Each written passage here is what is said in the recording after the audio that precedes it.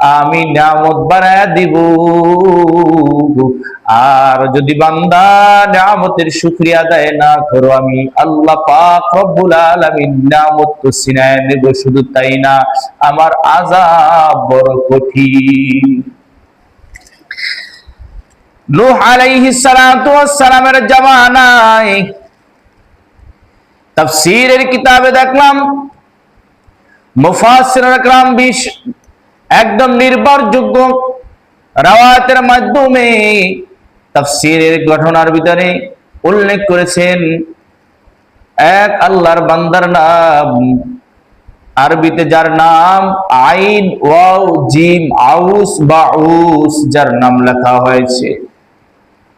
নূহ আলাইহিস সালাতু ওয়াস সালামের জামানায় আল্লাহর নবী নূহ আলাইহিস সালাতু ওয়াস সালাম 12 জন গোত্র থেকে 12 জন লোক পাঠাইলেন, যারা শক্তিশালী বীর পালোয়ান। আউজের কাছে যখন যাওয়া হয়, কিতাবের ভিতরে দেখলাম আউস তখন লম্বা ছিলেন 3 মাইলের মতো, আর আল্লাহর নবী নূহ আলাইহিস সালাতু ওয়াস সালাম লম্বা ছিলেন 40 হাত 20 গজ। কিতাবের ভিতরে দেখলাম আল্লাহর নবী নূহ আলাইহিস সালাতু ওয়াস সালাম লম্বা ছিলেন 20 গজ 40 হাতের মতো, আর আউস পৃথিবীর ভিতরে তখন সবচেয়ে উঁচু মানুষ ছিলেন, 3 মাইলের মতো তিনি লম্বা ছিলেন।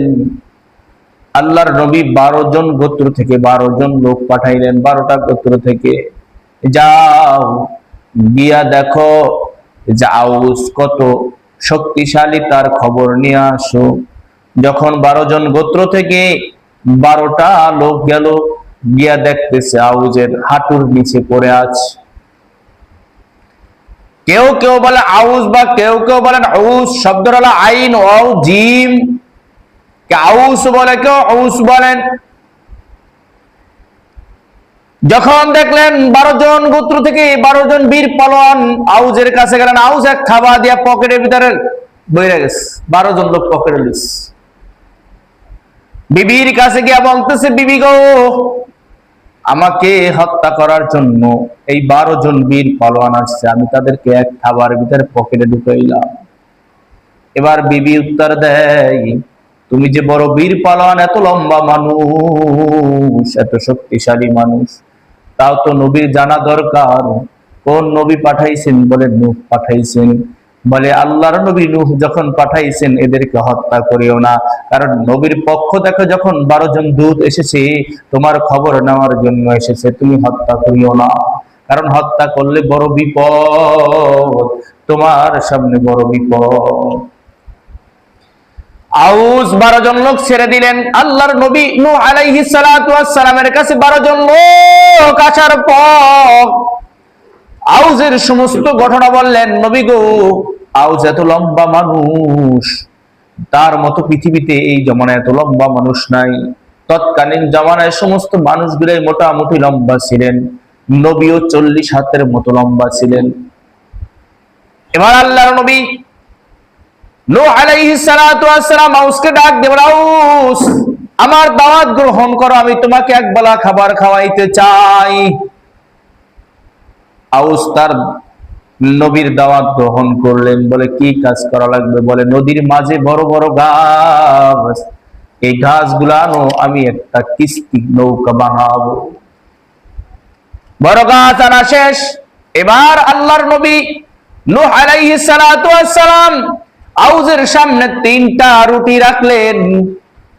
আউজের মাথা গরম হয়ে গেছে, আমার সকাল বেলা 10,000 রুটি লাগে, দুপুর বেলা অনেক আরো বেশি রুটি লাগে, আর সেখানে আল্লাহর নবী নূহ আলাইহিস সালাতু ওয়াস সালাম মাত্র 3টা রুটি আমার জন্য বরাদ্দ করেছেন। মেজাজ গরম হয়ে গেছে। ডাক দিয়ে বলে, নবী, আমার সাথে কি ঠাট্টা করতেছেন নাকি?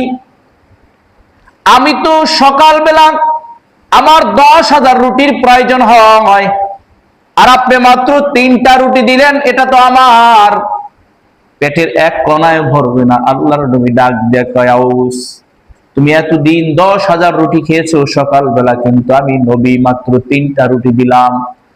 3টা রুটি খাবার আগে পড়ে নাও বিসমিল্লাহির রাহমানির রহিম। আউজের মাথা গরম হয়ে গেছে, কিসের বিসমিল্লাহ বলবো? আমার তো চোখের সামনে দেখতেছি মাত্র 3টা রুটি। আল্লাহর নবী আবার বলতেছেন, আউস রাগ হইয়া না, যদি তোমার রুটির প্রয়োজন হয় আমি আরো রুটি তোমার ব্যবস্থা করে দিব, তবে তুমি পড়ো বিসমিল্লাহির রহমানির রহিম। আউস বিসমিল্লাহির রহমানির রহিম বলে যখন রুটি খাবার শুরু করেছে, রুটি ছিঁড়ে ছিঁড়ে খাইতেছে। একটা রুটি খাবার পর আউস তৃপ্তির ঢেউ দিয়ে বলতেছেন, নবী প্রতিদিন সকালবেলা 10,000 রুটি খাইতাম, তারপর আমার ক্ষুধা নিবারণ হইতো না।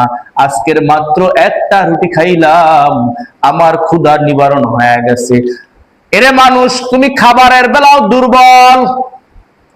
এই জন্য মুসলিম যারা আছে, মুসলমান, খাবারের শুরুতে পড়তে হয় বিসমিল্লাহি ওয়া আলা বারাকাতিল্লাহ, কিন্তু আমরা বিসমিল্লাহও বলি না। তা আমাদের মাঝে আর গরু ছাগলের মাঝে কোনো পার্থক্য নাই, কারণ গরু ছাগল তো খাবারের শুরুতে বিসমিল্লাহ পড়ে না, গরু ছাগল তো খাবারের শুরুতে আল্লাহর নাম নেয় না। আমরাও যদি না নেই, তাহলে আমাদের মাঝে আর গরু ছাগলের মাঝে কোনো পার্থক্য নাই। এই জন্য আল্লাহ পাক রব্বুল আলামিন বলেন, উলাইকা কাল আনআম বাল হুম আদাল। ওরা তো দেখো, ওদের চেহারাটা মানুষের মতো, আসলে ওরা মানুষ না, ওরা চতুষ্পদ জানোয়ার। শুধু চতুষ্পদ জানোয়ার বলে আল্লাহ ক্ষান্ত হয় না, বলে না না, ওরা চতুষ্পদ জানোয়ারের চেয়ে নিকৃষ্ট। আমার নিয়ামত খাওয়ার পর আমার শুকরিয়া আদায় করে নাই, অথচ উচিত ছিল আমার নিয়ামতের শুকরিয়া আদায় করা। এরা নবীর উম্মতের দল। আল্লাহ পাক রব্বুল আলামিন ডাক দেয়া কয়, বান্দা তোদেরকে নিয়ামত দিলাম, নিয়ামত বক্ষণ করতেছো, নিয়ামতের শুকরিয়া আদায় কর। হায়াত পেয়েছো, হায়াত পাওয়ার পর হায়াতের শুকরিয়া আদায় কর। ধন সম্পদের মালিক হয়েছো, মালিক হওয়ার পর ধন সম্পদের শুকরিয়া আদায় কর, আমি আল্লাহ বাড়ায়া দিব। আর যদি শুকরিয়া আদায় না করো, আমি আল্লাহ নিয়ামত তো ছিনিয়ে নেব। শুধু তাই না, আমার